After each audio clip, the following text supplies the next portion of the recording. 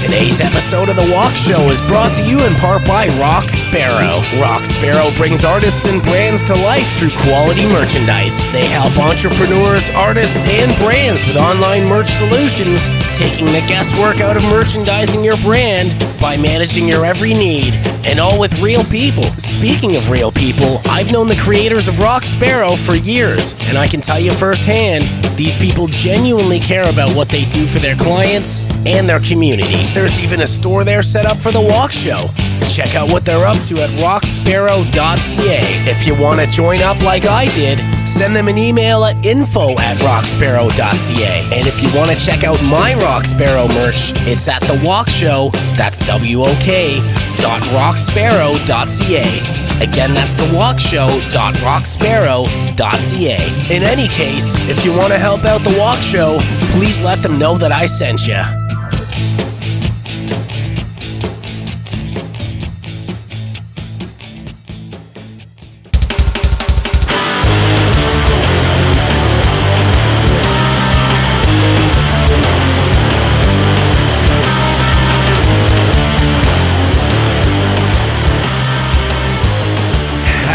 Folks, welcome to The Walk Show, podcasting on all major platforms and broadcasting on Hypernova Radio. Thank you for listening. Be sure to follow the show on Facebook and Instagram, and if you want to support the show with your dollars, you can do so over on Patreon for only $5 a month. I'm Derek Prince-Cox, and I hope you're all keeping well.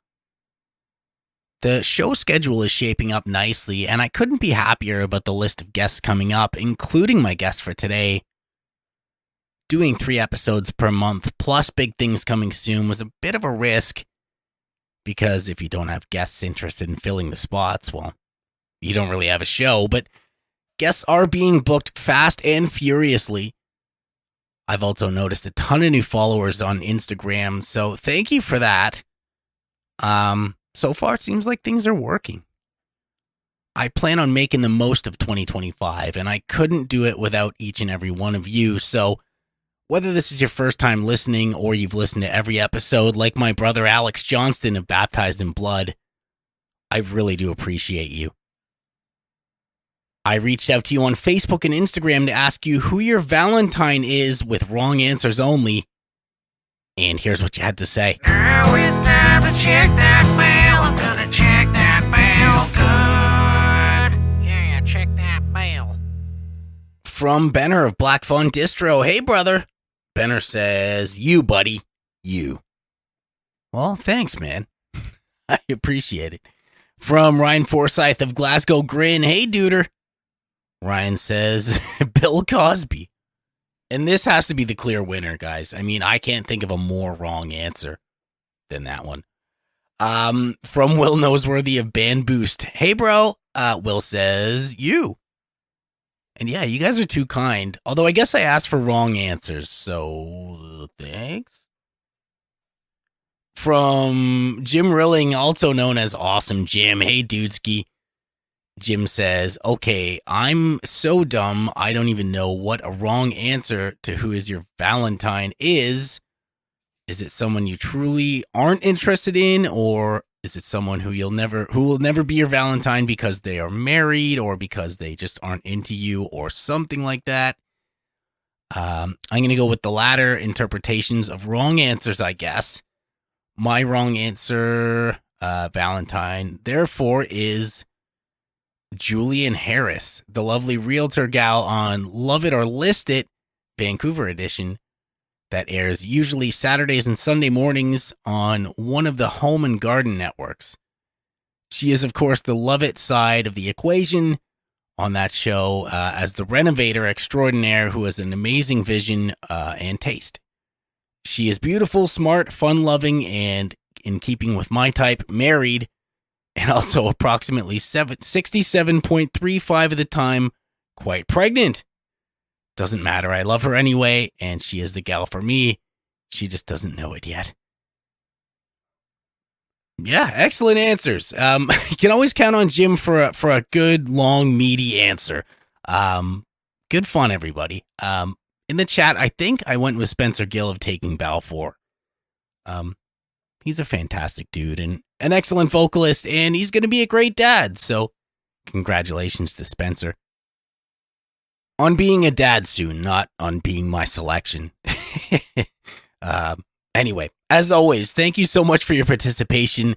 If you aren't writing in and you want to get in on the action, when you see a listener question pop up on Facebook or Instagram, leave your answer in the comments or email them to thewalkshow@gmail.com. On that note, let's do today's Double Feature Preacher. The Double Feature Preacher is brought to you by Planet Bean Coffee. Woo, that is a tasty f***ing brew. And by The Walk Show.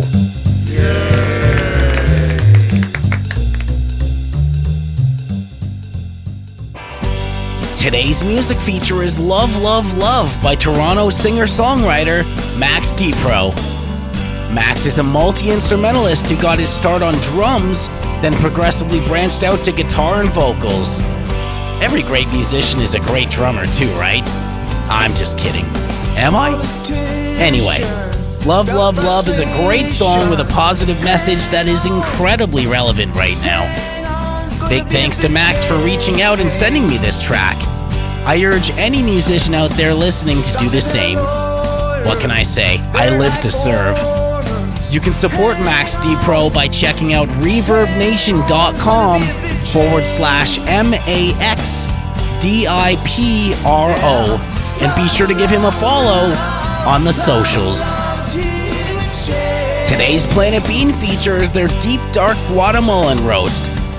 This is a delicious single origin roast all the way from, well, Guatemala. With hints of cola, molasses, and burning wood, this roast is as interesting as it is delicious. Another home run for the fine folks over at Planet Bean. Planet Bean Coffee is Guelph's coffee company, having roasted fair trade and organic coffee since 1997. Check out what they're up to, get a list of locations and a list of vendors at planetbeancoffee.com. Most importantly, support Planet Bean with your dollars. You'll be glad you did. Oh, and when you do, if you want to help out the Walk Show, please let them know that I sent you. Stick around to the end of the podcast to hear the full song from today's Double Feature Preacher artist.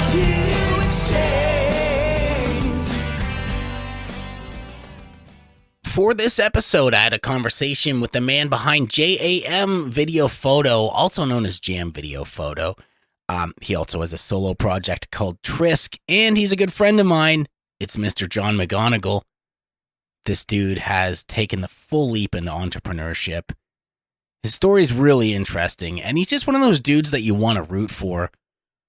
In case you didn't notice, I got a lot of love for Mr. McGonigal. We had a great chat, and I hope you dig it. So let's get into it.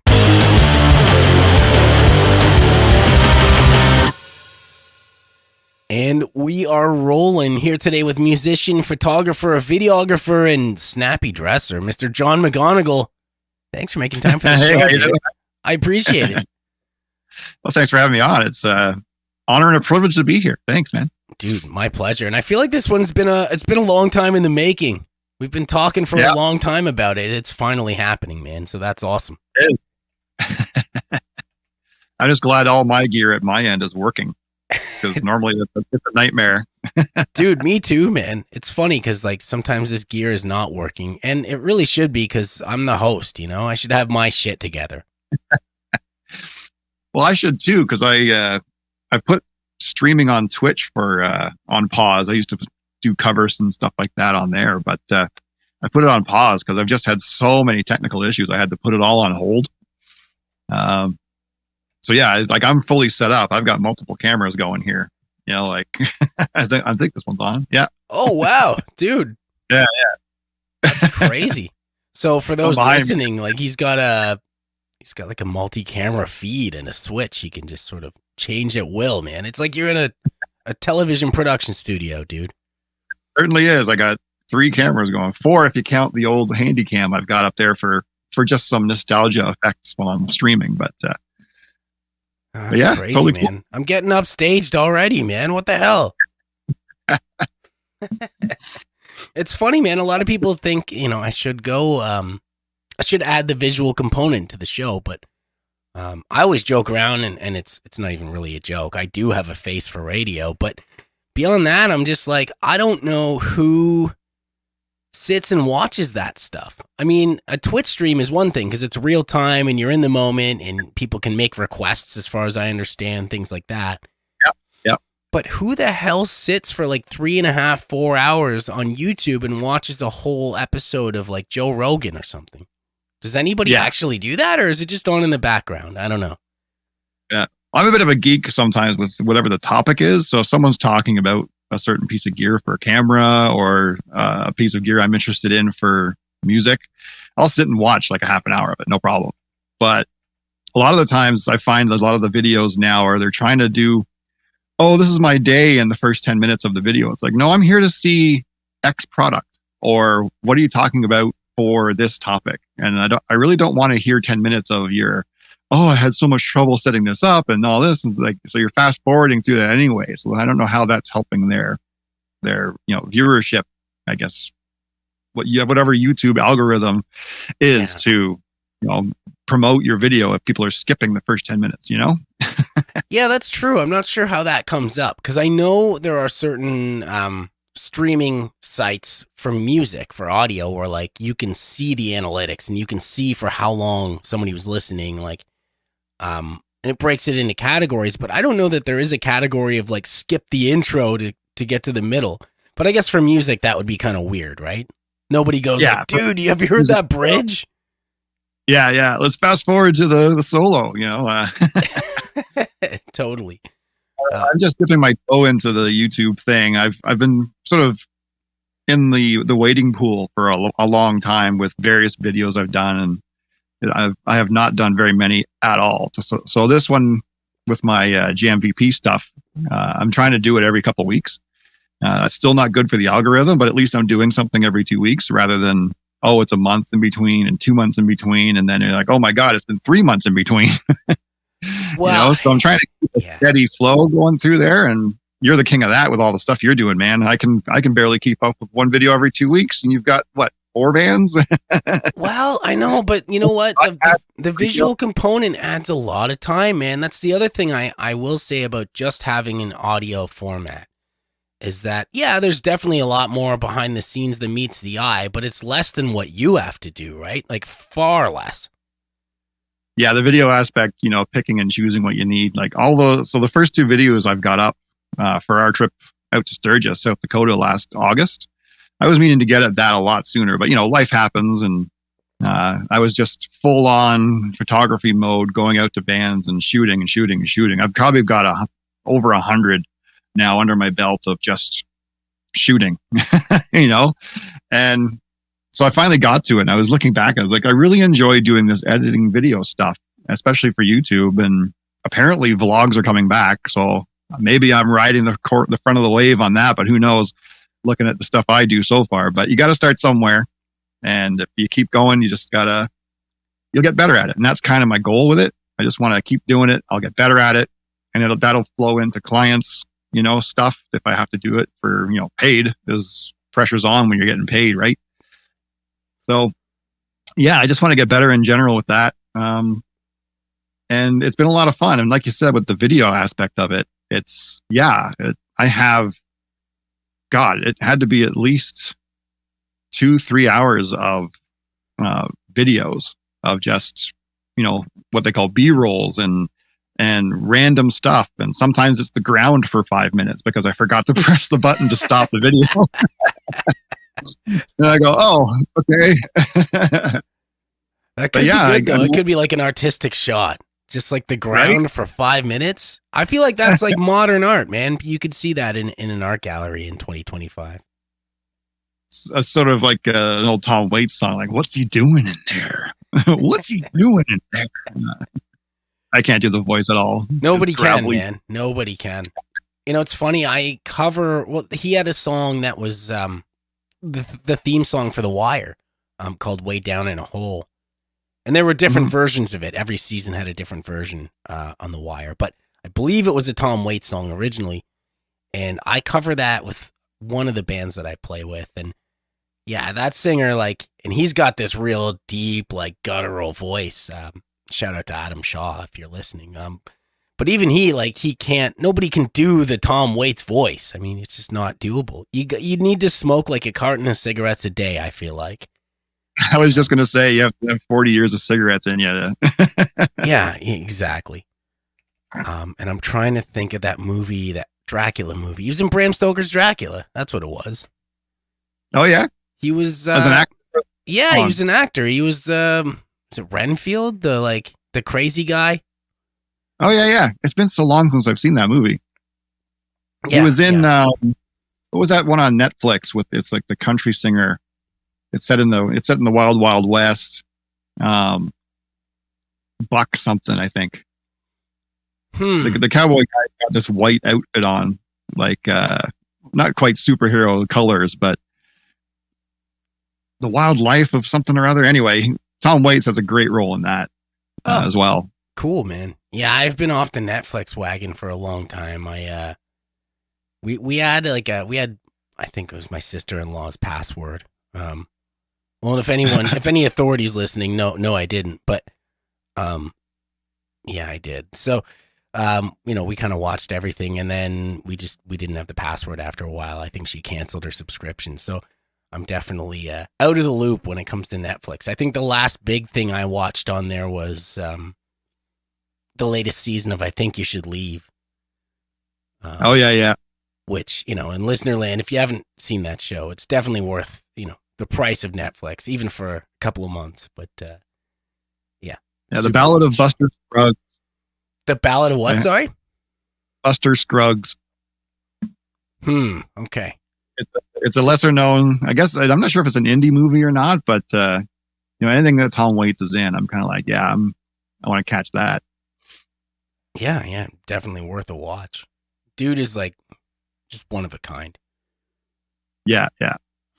So, dude, what's new, man? How are you doing? I saw you just put a video out. Let's talk about all new things John McGonigal. Yeah, like I said, I've been trying to put out a video every couple of weeks now, and I've got some backlog of things to get through. But Sturgis being the big one, because that was 5 days for me, because I drove it from Toronto to to South Dakota. And I'm driving it, and I'm like, this feels like driving across across the plains, going through Manitoba and Saskatchewan. I was like, this is very flat. So I probably wouldn't drive it again, though I would recommend it. It is a cool drive. But I got 2 videos out, and I think I've got 3 or 4 total for that outing, because it's including some of the stuff I did after you guys left. Like, you guys hopped on a flight, and I went over to Rushmore, and I hummed and hawed about going to Devil's Tower, but it would have added 2 more hours to my already long day of driving back. Oh, that's crazy, man. Yeah, that drive was insane. Like, you took a drive that even flights wouldn't do. Like, we had to go fly to Chicago and then get a connecting flight to what was it, Rapid City? Did you have to go there? I think so. Oh, yeah. That's up there. I always get that mixed up with is it Cedar Rapids? Is that where I stayed? On the way there when I was driving in Ohio, I think. Anyway, but it's all a blur because it was just all driving. Yeah. Well, I'm wondering if you, you must have got home after us, but our flight was delayed like pretty much all day. And what happened was we finally got a flight from, I'm pretty darn sure it was Rapid City, to Chicago to get the last connecting flight to Toronto. And I think we just got it by like 5 minutes. I think if we were 5 minutes behind, we would have been staying in Chicago that night, man. It was just crazy. But it's such a ripple effect, One flight gets delayed and it just screws the whole thing up, right? Yeah. It would have been a surprise if I got a call from you guys saying, "Hey, where are you?" Well, exactly. Up on the way through. Well, it's funny because we were thinking we might have to stay in Chicago, and I'm pretty sure Max, and to the listeners, that was our guitar player for the Sturgis gig with Apricity. He was like, "Oh, you can just stay at my place," and we were like, dude, you're still driving. But I think he may have got home before before we did. So I don't know. It was just a crazy trip, but a good time nonetheless.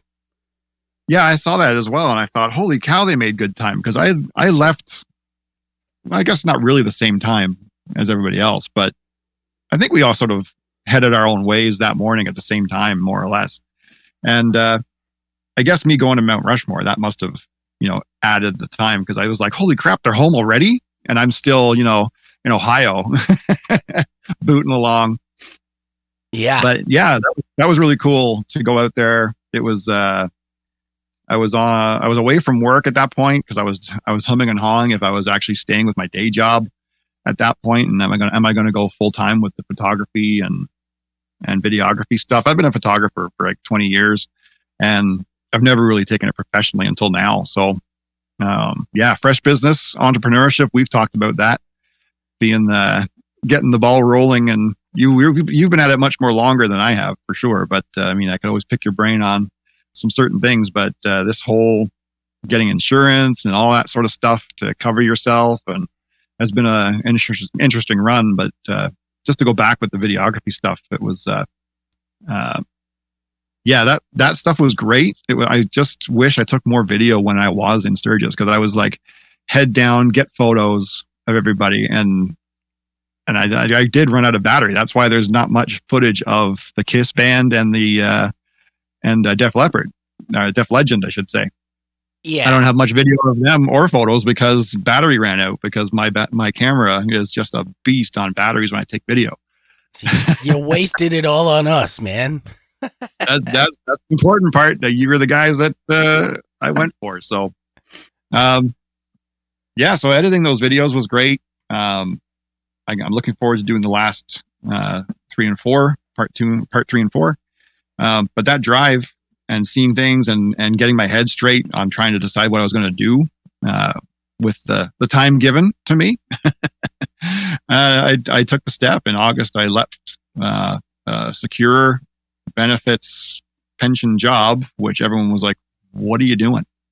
It's like, I just couldn't do it anymore. There was a lot of night work. There was a lot of driving at night, and the distances. My area, I was driving to like Tobermory and Grand Bend and Leamington. So that's like, if you're doing that like 3 sites a week to all those different places, that's a good, 4 to 6 hours minimum in the car driving. And I was just, my health was being affected. I was gaining weight. My legs weren't working right. Getting old, all that stuff, right? Well, I think it's just one of those things too, where like, and you and I have had so many discussions about this stuff, and yet somehow it just never gets old. It's almost like we were made for this kind of thing, man. But just not everything is for everybody, man. And even if something is for you, things change, man. So the fact that you're kind of leaning in, and I think the one thing that we're not talking about is just the soul suck of doing something that you just don't like.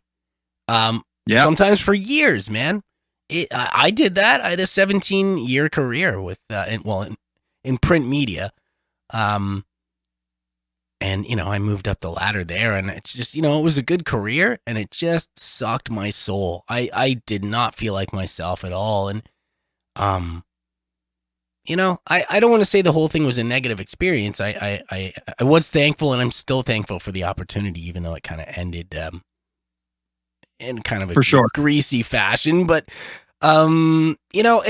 whatever. Long way of saying, like, you got to lean in to your strengths and the things that make you feel complete, man, and try to monetize on those things.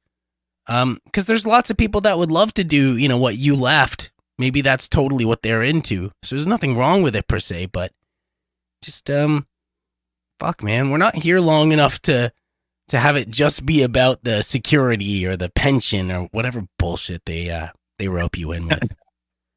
Yeah.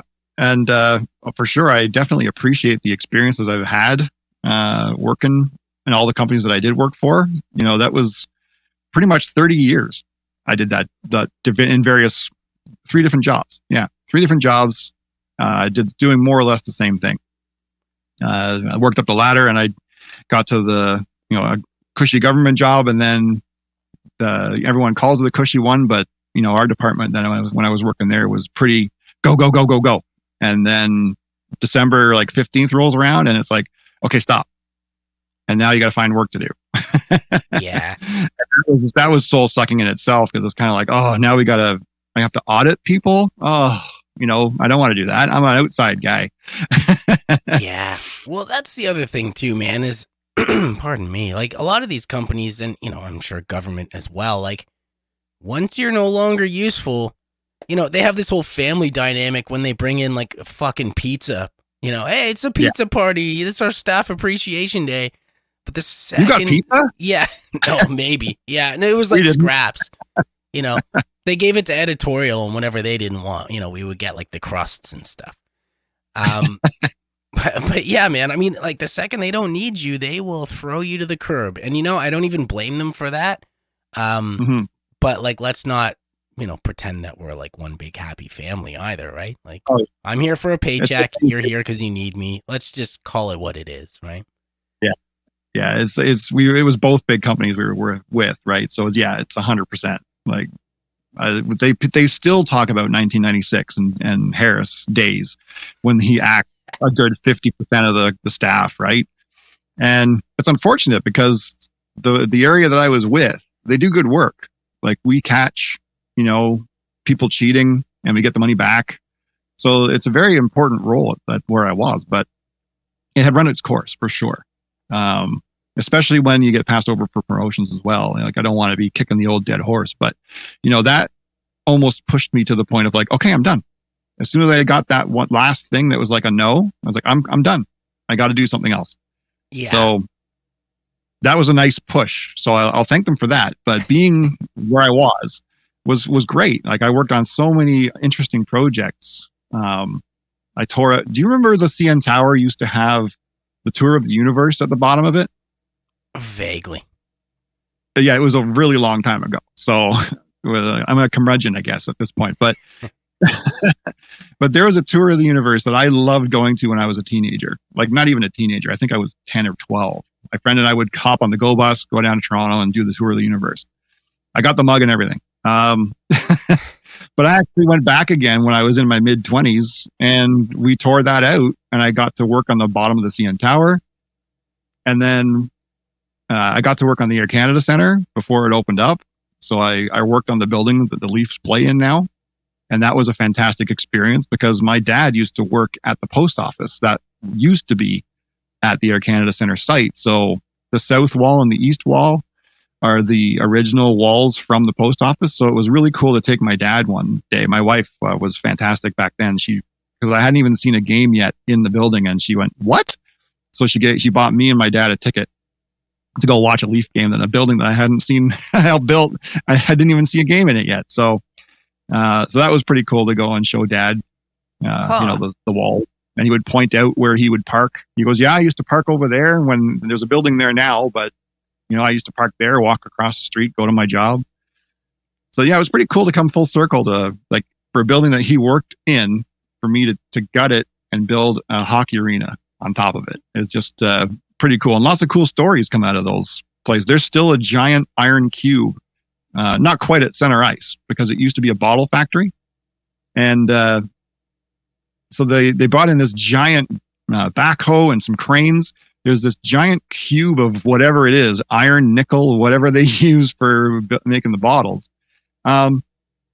It's still there because they couldn't lift it out. It was too big and heavy. I guess it was left in the foundry that was there. So they tore apart the foundry, but the big metal cube was stuck in there. So it's still in there. And I've got bottles on my mantle from finding them in the hole that we dug to build all the parking and everything else. So yeah, there's been some pretty cool sites that I've done over the years of being in that industry. Dude, imagine that's like the bad luck omen, that cube is why the Leafs can't win a Stanley Cup. Yeah.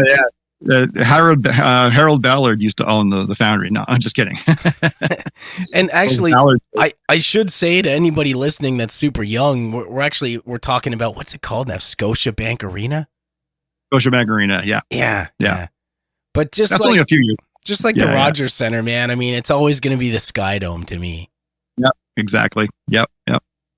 And just, it's amazing how much Toronto's grown since me being down there.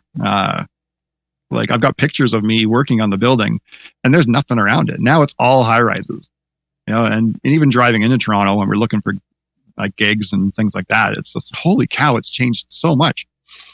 Yeah, it's crazy. Yeah. It's way too big now, man. It's wild. And it's funny. I was just down in LA and I realized there are a ton of people that were not there just because of the fires. But even still, just getting around Hollywood is easier than getting around fucking Toronto, man. Like, it's ridiculous. And I talked to locals too, and I was just like, just talking about that basically. And they were basically saying like, yeah, there's a bunch of people that aren't here right now, but it's still like fairly easy to get around, like even when it's at max capacity, right? Yeah. Like just the infrastructure set up in such a way that it's conducive to, getting around. Yeah. Yeah. I had such FOMO when I was fear of missing out. When you guys are down there, I'm seeing all the photos. I'm like, I need to be there, but I just couldn't make it because I had a little thing I had to look after here. But yeah, like being in LA, I took a bunch of Ubers at that point. I was like, you know what? It doesn't take that long to get around. And the last Uber driver that I was talking with, she was like, oh, the traffic here is horrendous. And I just sort of giggled, like, you come to Canada. Yeah. You're stuck in a traffic jam for like 45 minutes and just a bunch of people on bicycles just lapping you. Like, right? This is not right. This is an engineering blunder. This is ridiculous. Yeah. So yeah, that's kind of where I was at when I left and did my photography thing. But I know we're also here to talk about music and stuff, and that was also one of those things that came up as a life event. Sort of opened my eyes to what hey, life's too short. Yeah. Well, it's good that you obviously have many different hats, and it's good for business, but it's also just good, I think, for the soul, man, because obviously, like, being a musician is going to scratch a certain itch that you're not going to be able to scratch doing other things like photography or podcasting, for that matter. Yeah. But to be able to roll it all into one thing is pretty cool. Yeah, and being able to sort of come up with my own background music instead of going to a site and finding something, I can just go, well, this is the vibe I want. I'll just play it. Yeah. So that's kind of cool. But as far as the music things go, I started really late in life with that. Like high school, I thought I was going to go into music, but then I had a certain teacher that at one point was just like, she just ripped the heart out of it. It was just, play faster, do it fast, do this, do that. And it was just, I don't think I can do that right now.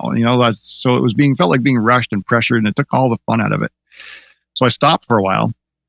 And then, my first marriage, unfortunately in 2011, she passed from breast cancer. It metastasized a couple of years later. And so in 2011, she passed. And that, that opened the eyes of like, okay, life is too short. It's easier to talk about now. Obviously, it's been 14 years, but that anniversary is actually coming up soon. So, I decided to pick up the guitar again. I bought one probably about maybe 6 or 7 years before she passed, so about 2005-ish. I picked up an acoustic, but it just sat there. So then when she passed, I had some time off for bereavement, and that's a whole other story. I think I've told you in private, but not to go into too much detail. I managed to get a decent time off to get my head straight, because they said, "Oh, you've only got 3 days of bereavement, and you got to come back." I was like, "There's no way I can come back in 3 days." Yeah, after losing your partner, So they allowed me the time to recover, and that gave me some time to think about music again. So I picked up the guitar and started plucking around, and you know what, I'm going to take some lessons. So fast forward a little while, I didn't take lessons right away, but it was always going to in my mind of like, okay, I got to do this. But I also had a trip that I went on that was also a soul searching thing.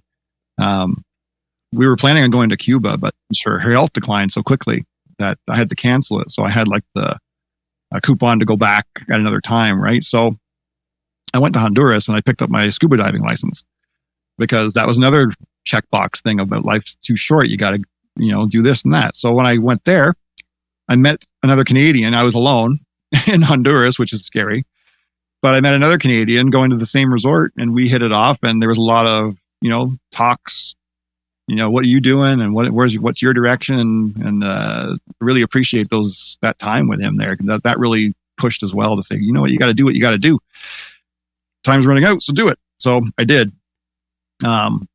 So coming back, trying to summarize without going into too much detail, because I can diverge like a mother. Hey man, that's why we're here. That's how this show survives, my friend.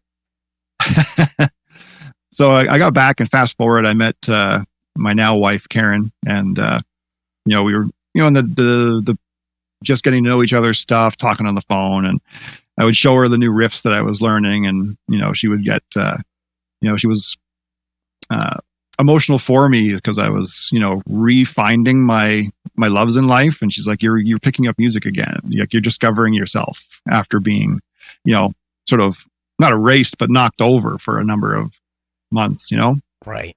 And so fast forward again, moved in together, and then I was walking downtown with her, and I saw two music shops. They were on Carden. One was the Guelph Music, and I was like, okay, they offer lessons. Okay, cool. But I walked up past another one. At the time, it was called Little Shop of Guitars, and I was like, well, that looks a cool little place.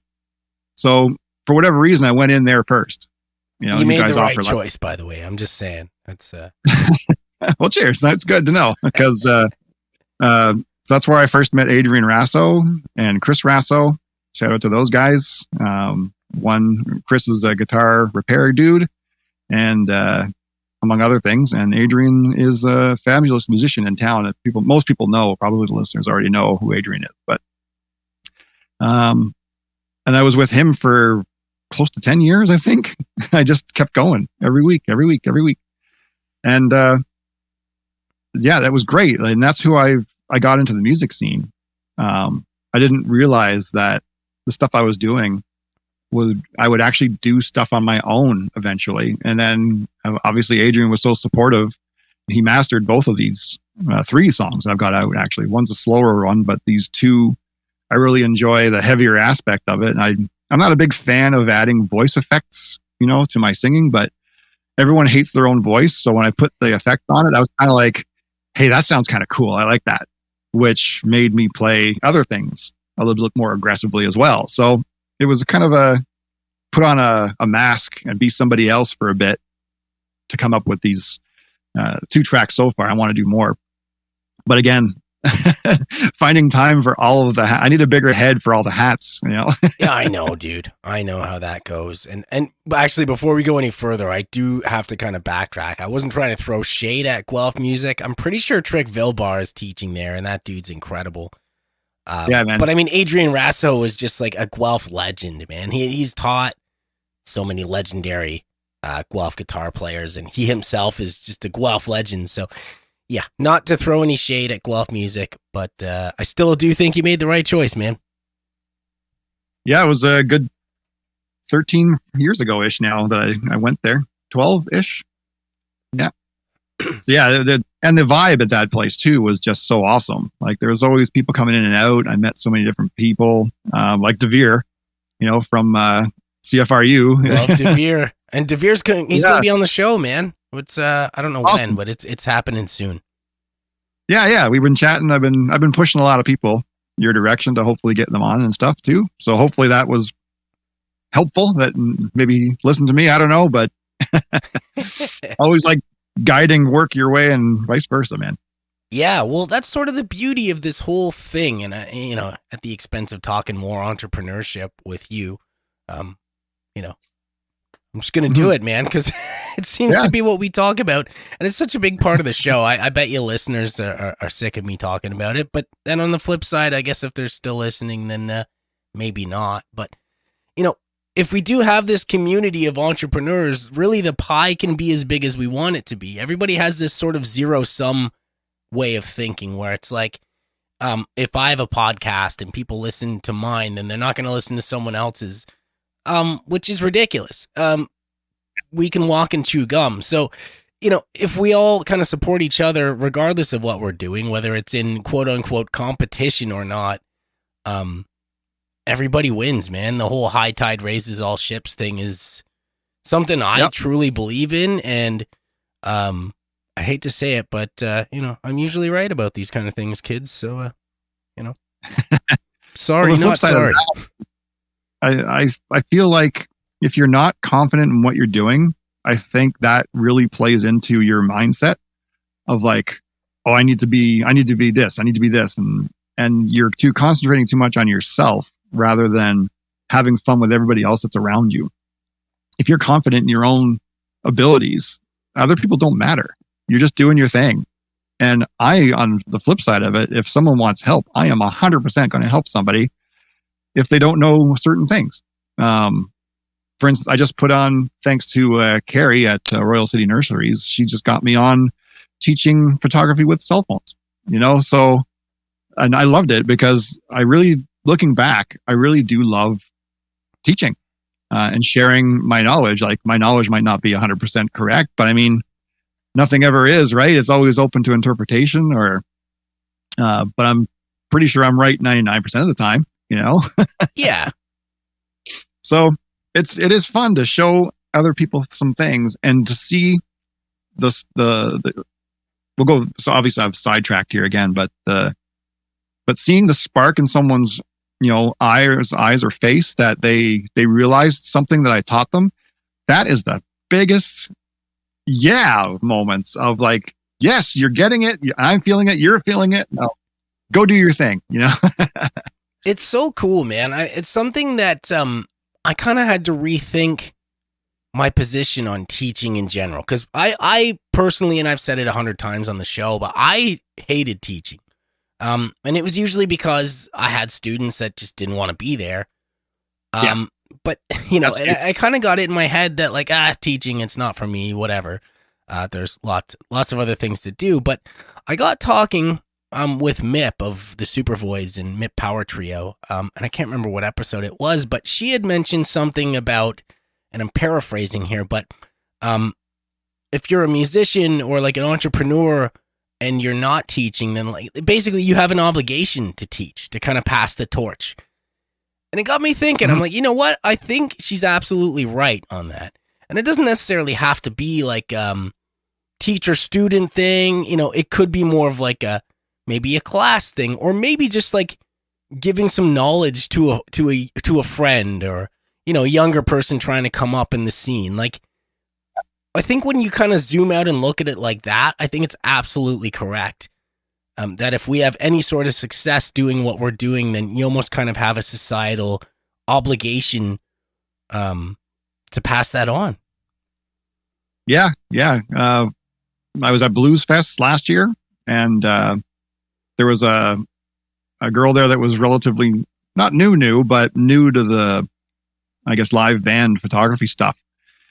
And, I saw her doing her thing, and I asked her, do you ever go backstage? She's like, I can do that.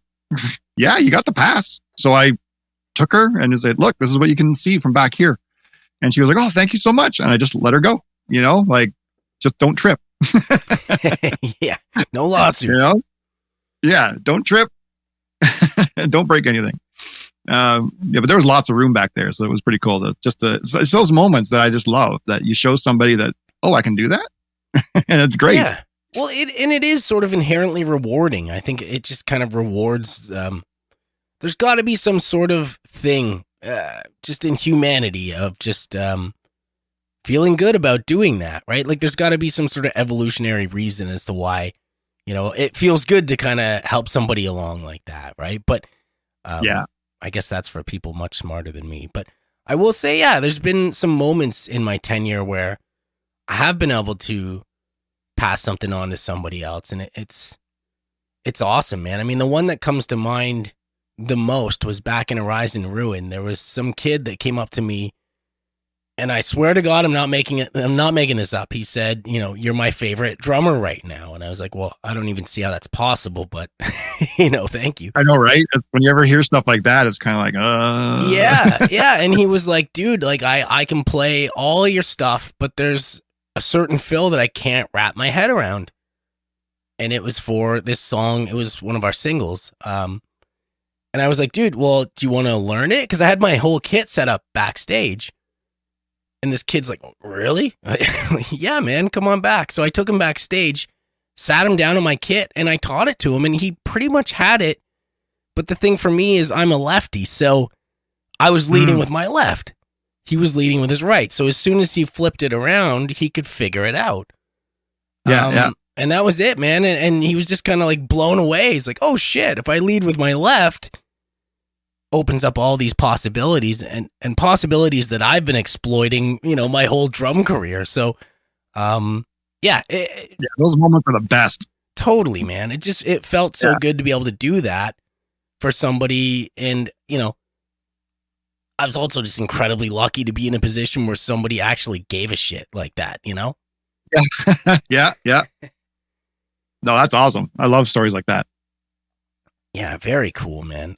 I mean, speaking of good stories, like we've touched on, you taking the leap out of the career and into entrepreneurship, but it really is a fantastic story, man. And I can't say it enough. It's been great watching you just get after it like this, man. It's inspiring. Well, thanks, man. It was definitely a lot of thought that went into it before I actually did. But like we mentioned earlier, like if you're doing something that's just soul sucking, you have to sort of change the story. And thankfully, I'm in a very lucky position that financially that I can do that, and especially with the stuff that is going on right now with all the expenses in life going up and up and up. But so I'm riding that wave until as long as I can, and yeah, hopefully to branch out into the wedding stuff and even the teaching stuff. I'm really enjoying that. So if I can maybe start some walk-arounds in Guelph and teach people photography at that level too. But it's the same for you. It's like seeing you add more and more and more. Like I've only got, like, quote unquote, only like 2 things, with my music and the videography and photography. You've got podcasts and session drumming and your own drumming and 5 different bands, and I can barely remember like 5 songs. I have no idea how you do it.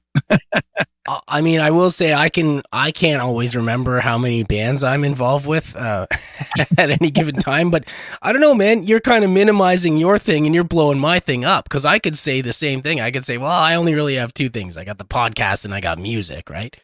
But there's always more than meets the eye, man. There's always more on the back end of all of it.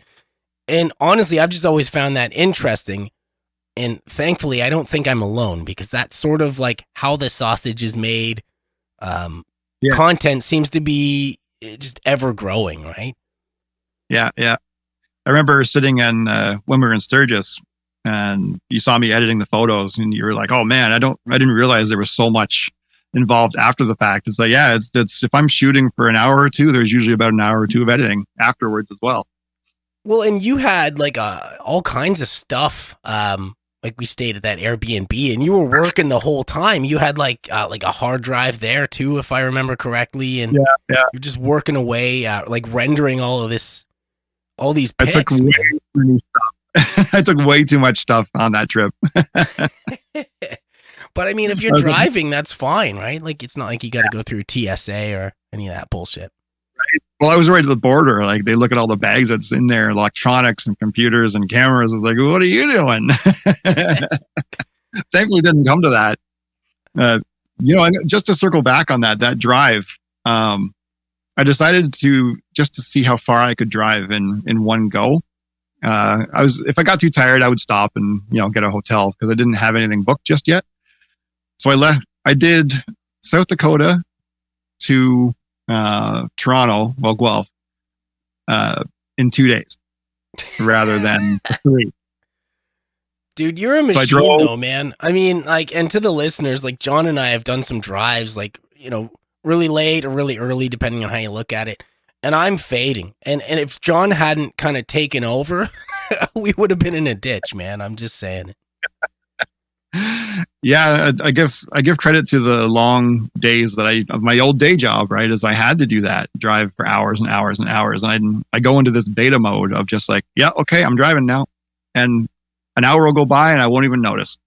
But so that last night I drove all in one shot with 17 hours straight. That's insane, dude.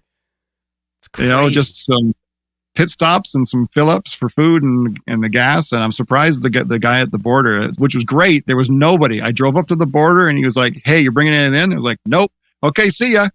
I thought because I was on my own, maybe he would take some more time with me or something. Not that I was doing anything wrong, but you always have those nerves at the border of, oh man, what's going to happen? I hope nothing happens, even though nothing usually happens. Well, yeah, I know. It's I always thought if you just acted like you were really mad, you'd be okay. Because I know there was one time I drove to Detroit and I got pulled in, and I went to a hockey game with my friend from Ann Arbor, and we were supposed to go to dinner. I missed dinner because of the interrogation and all that bullshit, right? So by the time I was driving back home, I got to the border, and the Canadian guy's like, "You got anything to declare?" I'm just like, "No." He's like, "All right, go ahead, go ahead." So I always thought if you got really mad, it just seemed like, whoa, this guy must be busy. It's sort of like that Seinfeld. There's where George, he decides that, if he acts angry all the time, they think he's really productive at work. Yeah. Meanwhile, he's hiding under the desk, right? Exactly.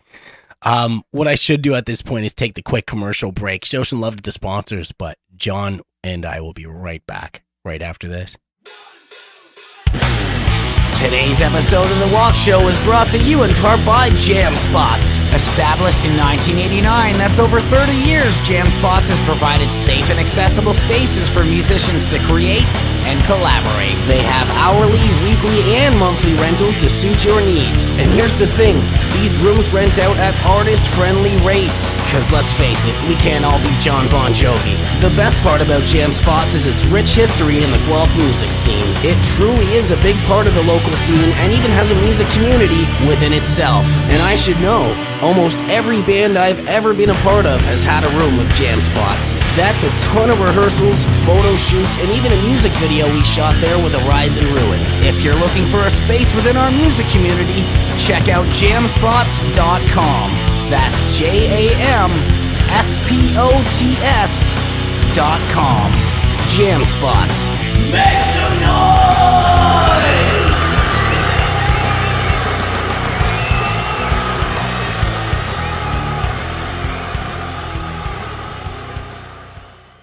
Hey, business owners, wouldn't it be cool if I was taking this time to talk about your product or service? I've enjoyed building relationships with some very cool companies since I started this thing, and I am looking to expand the Walk Show family. I work with some great sponsors, and I've sponsored events through the podcast, so I do understand how valuable time and resources can be. If you have any interest or questions about working with the show, hit me up at thewalkshow@gmail.com. Again, that's thewalkshow, WOK, @gmail.com. I hope you're enjoying the podcast. Thank you so much for listening. Now let's get back to the show.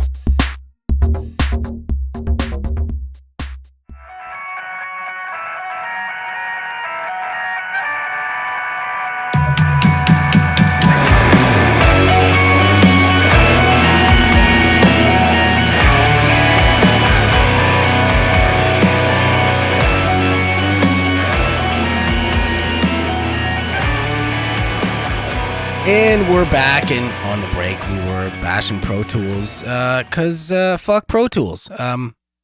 It sucks and it's sketchy, and it's a subscription model, and subscription models are really stupid.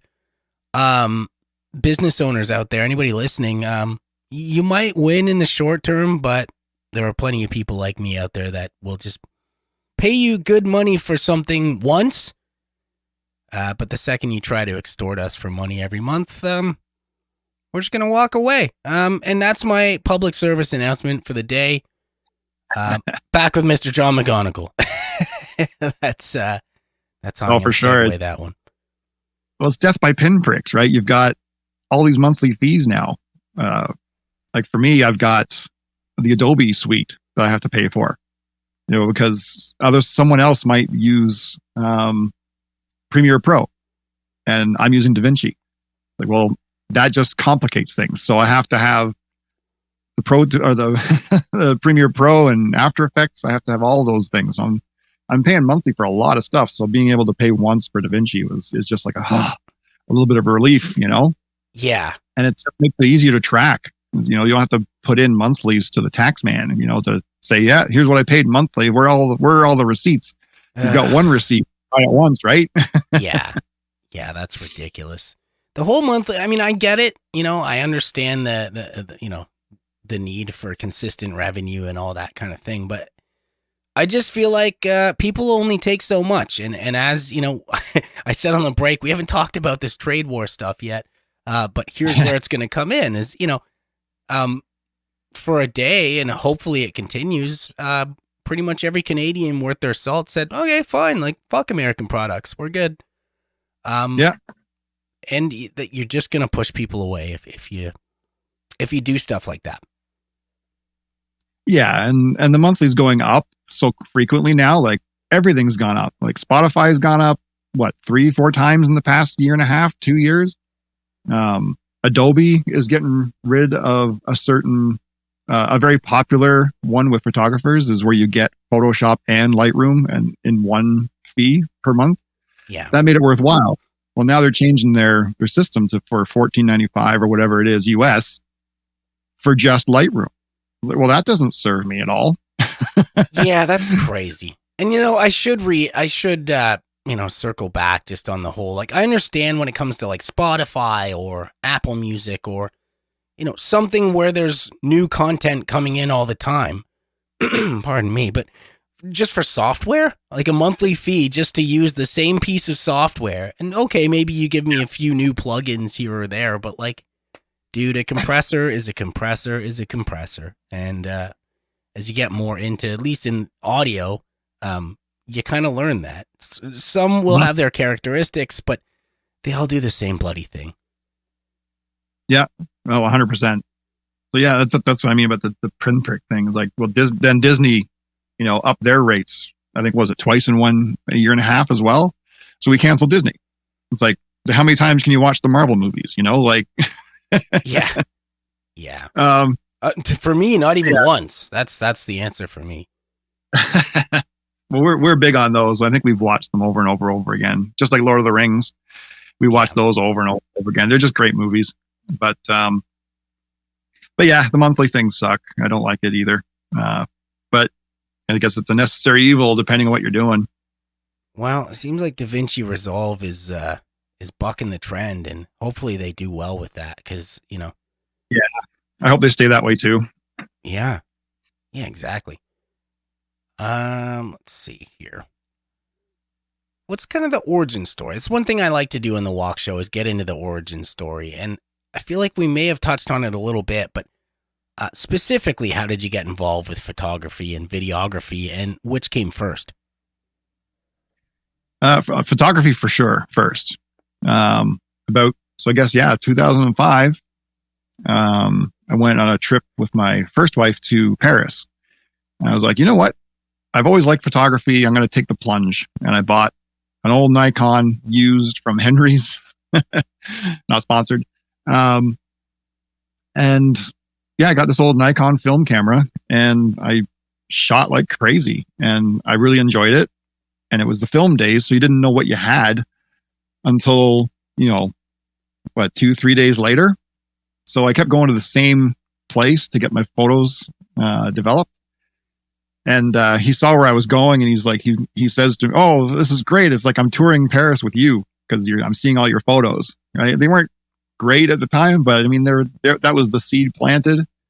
And that guy was great because I got one at the top of the Eiffel Tower where, they have those spotlights that go around at night.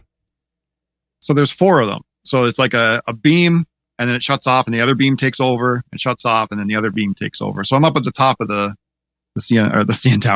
Eiffel Tower, and I'm waiting for the beam to come across and line up with the Seine River. Right. So even back then I was starting to get that eye of like, how can I make this interesting? Let's use the light. So that picture that I took I used it actually in my, the lesson that I taught at the Royal City Nurseries just the other day. The photo is out of focus. It's close, but it's out of focus. The beam of light didn't exactly go over the river, but it still looked like a good picture. And the guy liked it enough in Paris to give me an 8.5 by 11 blow up for free because I kept giving him work, right? So he did that for free for me. And that was my first thing of like, hey, maybe I do have something here, like an eye. So yeah, it just blossomed from there. I didn't have that film one for too long because, film is a pain in the butt, which is ironic that so many people are shooting film now. And I'm the old guy from the film days of like, I'm so glad I don't have to deal with film anymore because it's expensive to develop and it costs money and to do that. And in digital, it's all free. If you don't like it, you delete it, and not take it again. So yeah, I just worked my way up through that, traveling and taking photos and trying to get better at the craft. And so I had a crop sensor. Actually, the camera that you see that I'm using right now with you is my old DSLR from 2010, I think. Wow. And I'm using it as a webcam now, but it's still just as good as camera as it was back then. But I always wanted to take the leap into full frame because full frame just gives you a little bit more of a professional feel. You'll have a lot of people arguing that it doesn't matter if it's crop sensor or not. It doesn't in most cases, but that if you get that full frame shot picture going and it's just like, yeah, that's what I want to do. So yeah, eventually we, forget what we did. I think we refinanced, and our Christmas gift for each other during COVID was we both bought, our new cameras, full frame cameras. And that was the end of that. Now we're set. we probably won't never have to replace them until they break. So that's kind of the short, backstory of how I came up. But I did a lot of touring, like Venice and Ireland, the States eventually too. My wife, current wife, she has a business she works for a company that's American but has Canadian offices. So every once in a while they hey, everybody come to California and we'll get together and do our proper meetings there. So that just helped me vacation with my camera in San Francisco and LA and Monterey. And it was just like, yeah, I think I'm really getting this bug to do travel vlogs as well. So, which ties right into Sturgis. It's like, as you're going to Sturgis, I am there and I'm going to do as much as I can to vlog it. So, dude, it was so cool that you did that, man. And sorry to cut you off, but I just think it's very cool that you're willing to get up and go. And I think that is maybe what sets you apart, likely from a lot of competition, is, you obviously have the skill set and the equipment and the drive to do it, but you also have the drive to get up and go in any direction, to chase the good work and the good opportunities. Mm-hmm. Yeah. I wouldn't have that as much if I still had the day job going, right? So I still always say I'm very, very blessed to be in the position I am right now to do what I can do for everybody. So yeah, it's pretty fun. It's not exactly a exciting backstory, but that's how I got here. Well, I don't know. I think it's more exciting than most though, right? Because a lot of people are like, well, I like taking pictures, and then I went downtown and there's this cool building, and so I took a picture of the building. And I'm not saying that's a shitty story, but like compared to like, yeah, I was in Paris, no big deal, like I think that's a pretty cool origin story, man. Yeah, Paris was something else. Remember when what are they called again? Josh Holmes. Oh, his band. Queens of the Stone Age. Stone Age. See, like this is what I get when I start to think of names. I just get this block of I don't know, this big chunk of cheese or something gets in the way. I don't know what happens, but yeah, when he announced that they were going to play in the Catacombs, that reminded me in Paris. That reminded me of a photo that I had taken that I was really, really proud of, because as most people know, when you're taking photos in pretty dim light, you're in the catacombs.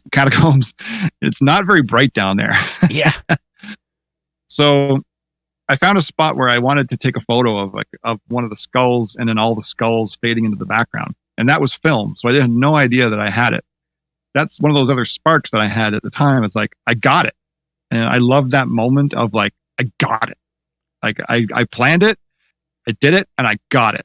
That like those moments, every time I get a shot of someone on stage and I'm just like, yes, that is awesome. Like, and now they have the memory too. Yeah. That is the big push for me for what I'm doing. It's like, I'm not just out there taking pictures. I'm looking for the story. If there's any, I'd like to say that because I've got a musician's background, that I can sort of time things with bands. Like I can watch for things and go, oh, that guy does that cool headbang thing. I'll wait for that next one, next time around. Yeah. And that shows in my shots. And it's funny whenever I say shots to people that aren't photographers, they're like, what are you shooting, deer? You're like, nah. Well, it's funny. It reminded me when you were talking about Sturgis and getting the shot.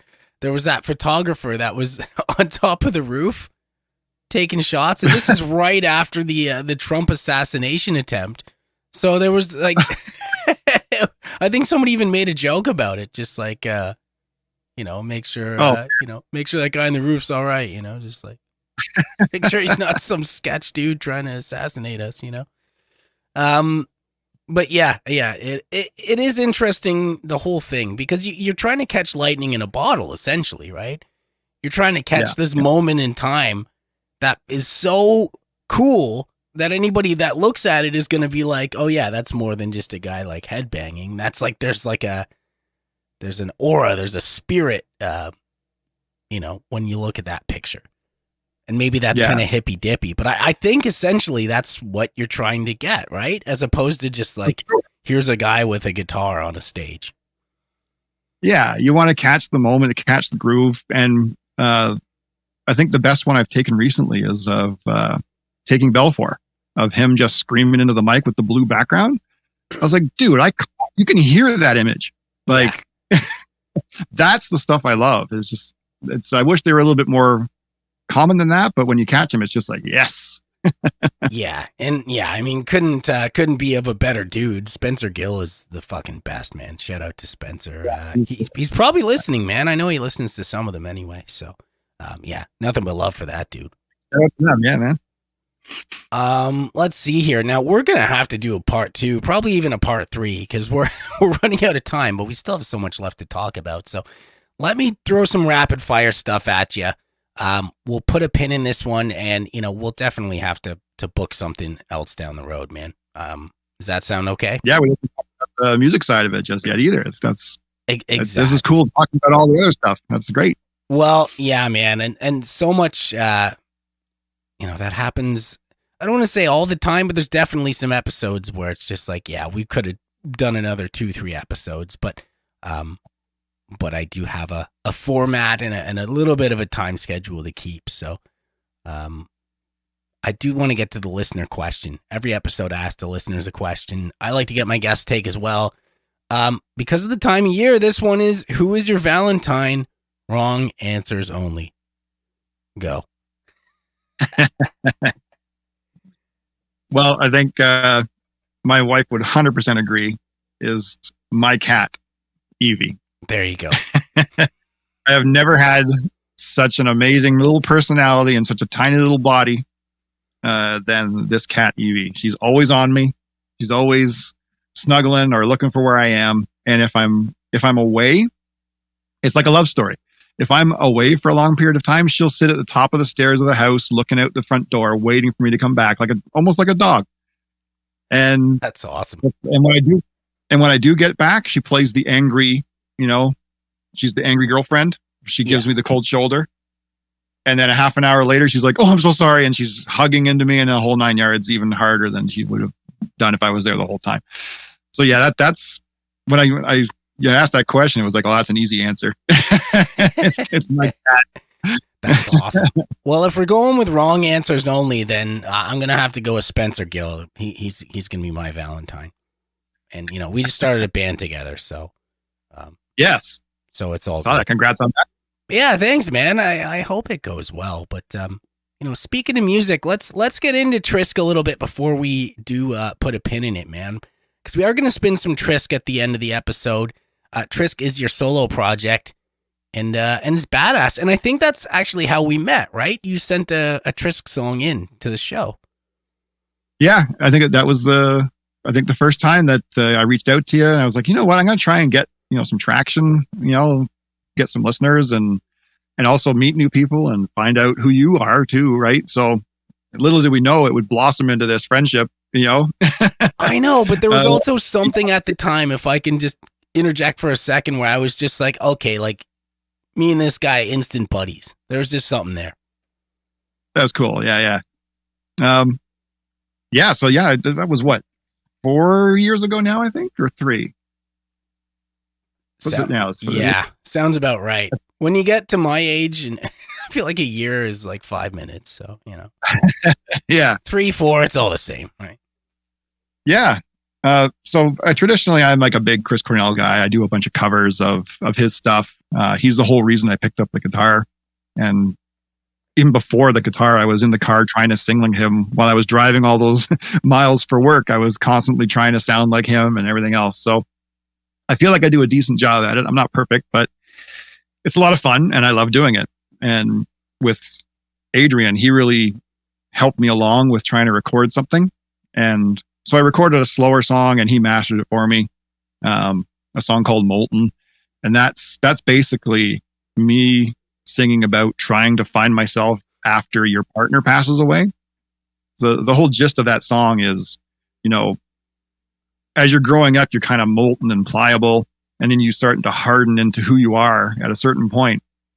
And then a life event comes along and you just feel like you've just turned right back to liquid again, and you don't know what you're doing. You're just spread thin and you're all over the place.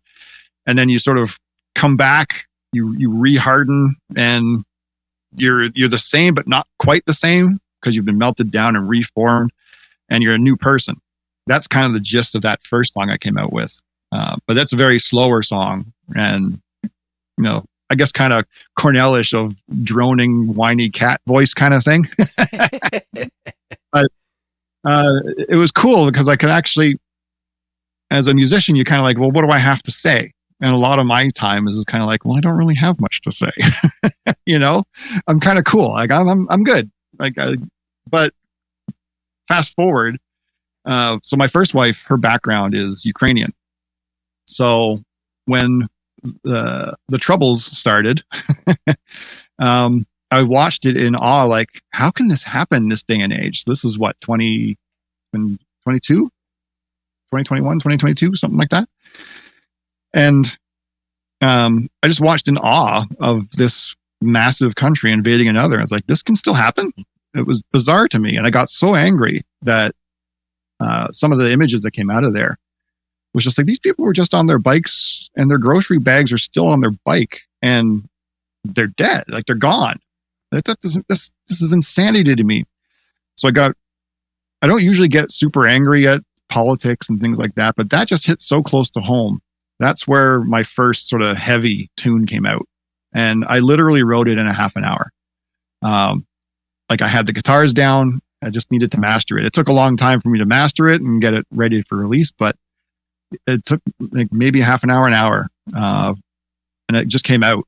And I had the voice down with like we talked earlier, with the alternative or the what do you call it? The add-on to make my voice sound a little bit more raspy and things like that. And that was the first time where I actually did the video for it as well, which branched me into like, I really want to do this both, like shotgun videos and photos and music. So when I did the video, I was kind of like, this is pretty cool. And then AI just came out and that did some pretty cool things that you could just type in an image. So I used all of that just to create my first video, because I got no money to, or the talent to draw and all that stuff. So AI came in handy just to fill in the voids. And so I did the video and I was pretty happy with it. Even spoke a little bit Ukrainian there at the end. But yeah, that's where that came from. And I guess another year later, I started another track, and I was still doing the day job, so I found it hard to balance both. So it took me a lot longer to get the second track out, but it got out, and it was the same technique, and I really enjoy the heavy riffs and putting that effect on my voice. And so that next one came out, which is, I guess, the one you're going to spin today is What's It Going to Take? And that's another personal sort of journey thing of well, what's it going to take for me to leave the day job and do what I want to do? Because I said before, it's like, I feel like I'm a big boulder that it takes a lot to get me going, but as soon as I get going, I don't stop. Yeah. And that's the kind of thing. Like, what's it going to take me get me to move? You know? So that's where this. Now it's like, what's it going to take to get him to stop, man? He just keeps rolling. It's good. It's a good feeling. I've had some slow moments there the past couple of months, but. Dude, I hear you loud and clear on that one, man. I'm pretty similar. Actually, I feel like a lot of our story in terms of just our leap into entrepreneurship is very similar. Or maybe we stayed a little longer than we should have, and so we're kind of making up for lost time by just being a freight train, you know? Yep. Go. It's the only way to get it done, right? And sometimes our friends and our wives and they're just like, dude. Yeah. I'm like, oh, I got shit to do. Ah! Yeah, 100%. I've got that going too here. Like a little studio. I can be in here for hours. There's no windows. I have no idea what time it is. Yeah. Until I consciously look at the clock on the computer. Oh, it's that time. Okay. Yeah. Dude, I got to go to bed. Holy shit. Yeah, that's funny, man. Any plans to take Trisk live? A little bit. I've been toying with the idea of going to some open mics and doing like a Chris Cornell acoustic thing, and add in a couple of my own tracks in there. Obviously, just the slower one, Molten. But yeah, I do want to do some more of my own solo stuff in that, I guess, slant, doing acoustic kind of stuff. Yeah, that's the short-term plan. Long-term plan, I still want to do some of the heavier stuff again. It's always hard to do when you're the one-man show doing the guitar, the singing, the bass, then programming the drums, unfortunately. No offense, but dude, I program drums too, man. I program probably more than I live track, to be honest. Mm-hmm. So yeah, it's a lot of fun creating, but I always have the idea and the music done. It's always the fine stuff that takes me forever to get through and fix it and make it do what I want it to do, kind of thing. You ever see those memes where there's a guy with his face like an inch away from the screen adjusting one little tiny thing because he's a perfectionist, or he or she is a perfectionist, and it says like, here's me at 2 a.m. adjusting one thing that no one else will notice. Totally, man. That's me. That's me. Yeah, it's every engineer, man, it's just like 3 a.m. It's like, oh, that vocal should be half a decibel louder. Like, right? Man. The struggle is real. Mm-hmm. What's on the docket for this year? The big one is hopefully Japan with Pristity and you guys. I'm trying to budget for that right now.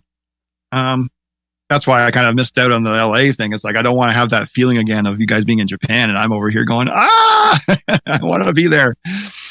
Yeah, that's the big one. That would be awesome.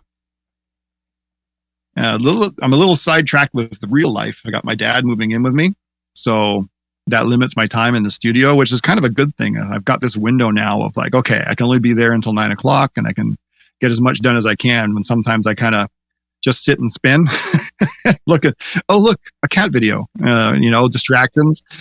So that direction there. So yeah, it's slowing down a little bit with some things because of getting my dad's old place sold and all that stuff. But I'm happy to have him here. He's 92 years old, was still living on his own at 92, driving. So he's still got all his faculties. It's just he can't be on his own anymore. So we're happy to have him in our house and make him comfortable and have the fireplace on. And he's got cats to play around with now too. But yeah, musically, definitely want to put out another track. I don't want it to be a track a year. Yeah. So lots of things to get at. Very Just finding cool. the time, right? Well, yeah. Something tells me you will, man. Is there anyone you want to take this opportunity to give a shout out to? I guess a couple, because Adrian got me here where he'll always say that, no, I got myself to where I am. He's very supportive that way. But I mean, without his guidance, right, I wouldn't be sitting here with, music on Spotify, which is just the last thing I thought I'd ever have. And his help mastering, and obviously the Croca guys, they took me in way back when, before COVID. It was just me and Marty, the drummer. And it was just me and him for close to not quite a year. And I just kept showing up. And then Bo, the bassist, awesome Bo, he joined in, and we were just a threesome doing covers. And so I got a shout out to them. They gave me the opportunity to be a front man of a band that I'd never in a million years thought that I would be. And I'm always appreciative of them taking that step.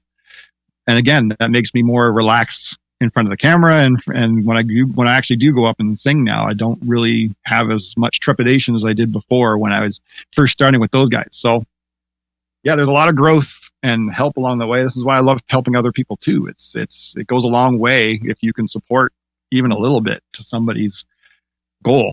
That's just awesome. Dude, couldn't agree more. How can people check out what you're doing online? I'm going to sneak in another shout out too. I mean, Apricity as well. Hey, there you go. Yeah. I thought I was done there, but I was like, no, I got Apricity as well. Give me the biggest support as well as the photographer, videographer, and give me a chance and calling me out to multiple gigs. So I'm really appreciative of that as well. So you can't forget that. Yeah, definitely. Our mutual buddy Apricity. Yeah, it's like your Grammys speech, man. That question, right? Just who do you want to shout out? Well, I'd like to thank God and, my cat. And yeah, break out the list. The last thing I do is spin two tunes. First up is Trisk with What Is It Gonna Take, followed by today's double feature preacher artist Max Depro with Love, Love, Love. Dude, thanks so much for your time, man. It's been awesome catching up, and we will absolutely have to do a part 2, at least part 2. Awesome. This has been great to put it finally in the can. Yeah, dude. To the listeners, thank you so much for your time. Catch you next time.